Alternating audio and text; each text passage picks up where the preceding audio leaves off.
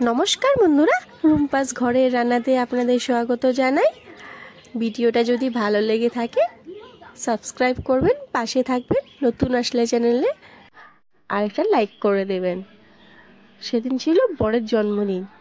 বাড়িতে যতই মাছ মাংস রান্না হোক, আমরা বাঙালি পরিবার, পায়েস না হলে একটু ভালো লাগে না। তাই আমি সেটা বানালাম সে অফিস থেকে আসার আগে আগে। তো আমি 1 কাপ থেকে একটু কম পরিমাণ বুঝে, আমাদের 5-6 জনের, তাই আমি এটুকুই নিলাম। চাউল নিয়ে সেখানে ঘি অল্প মেখে রাখলাম সুন্দর ফ্লেভারের জন্য। ঘিটা মাখলে চাউলটা সুন্দর থাকে, ভালো লাগে আর ভাঙে না।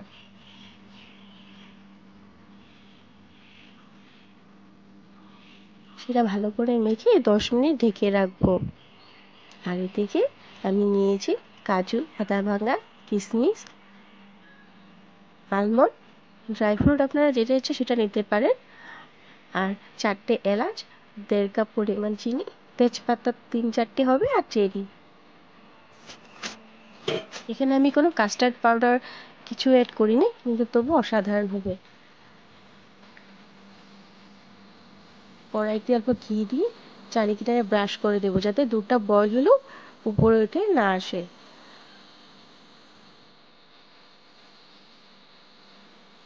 কড়াইতে অল্প জল দিয়ে দেবো, জলটা গরম হলে তারপর দুধটা দিয়ে দেবো। দুধটা তবে লেগে যাবে না কড়াইতে।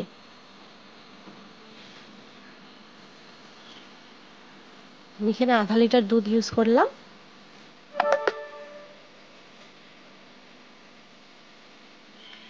সেটা বয়েল হবো। আর এদিকে এলাচ, 4টে এলাচ আমি অল্প থেতো করে নিলাম। আধ ভাঙা করে এলাচগুলো দিয়ে দিলাম এলাচের ফ্লেভারটা আসার জন্য। ভালোভাবে মিক্স করে নেব, আর এটা কন্টিনিউয়াসলি চালাতে থাকবো যাতে দুধটা লেগে না যায়। আর এদিকে যেগুলো আমি ড্রাই ফ্রুটগুলো রেখেছিলাম, কাজু, আলমন্ড, সব দিয়ে দেব।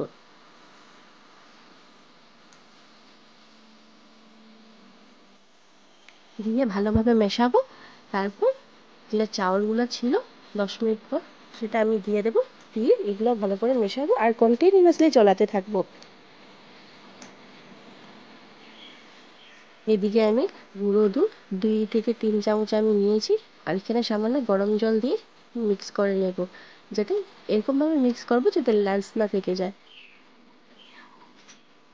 সেটা মিক্স করার পর উপর থেকে ভালোভাবে এটা মিক্স করবো, মিক্স করার পর ঢেলে দেব। আর সেটাকে অল্প চালাতেই থাকবো।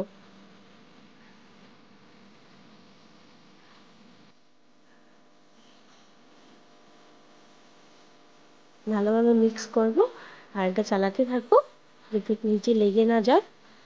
নিচে লাগলে পুরো গন্ধটা ভালো লাগে না।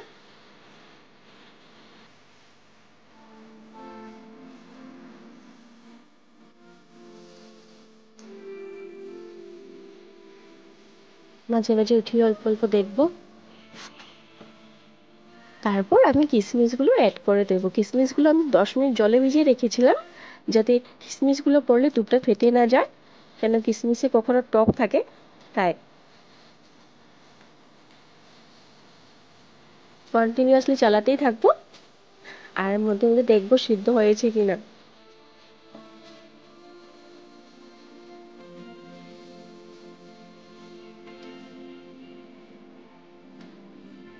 আমারটা এরকম ঘন করে করেছি, কেন কি আমাদের ফ্যামিলিতে মানে পাতলাটা একটু ভালোবাসে না, তাই এরকম ঘন ঘন করেছি। আপনারা যে যেরকম পছন্দ করেন, কেউ আগে নামিয়ে নেবে, তাহলেই হলো।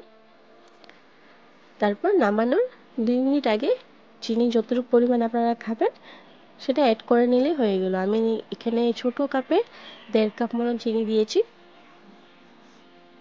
আর লাস্টে গ্যাস অফ করে তেজপাতাগুলো দিয়ে দিয়েছি যাতে ফ্লেভারটা পড়ে আসে। আর এখানে আমি কেশর ভিজিয়ে রেখেছিলাম দুধ দিয়ে, কালারটা সুন্দর আসার জন্য, লাইট ইয়েলো।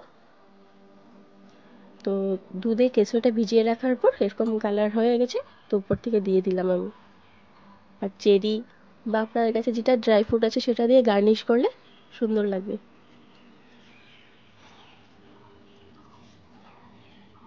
তারপর রেডি। বর এসে বলছে আমার খুব ভালো লেগেছে। লাস্টে অল্প 1 চামচ ঘি দিয়ে দেবেন, আরও ফ্লেভারটা ভালো আসবে। ধন্যবাদ, দেখা হচ্ছে নেক্সট ভিডিওতে।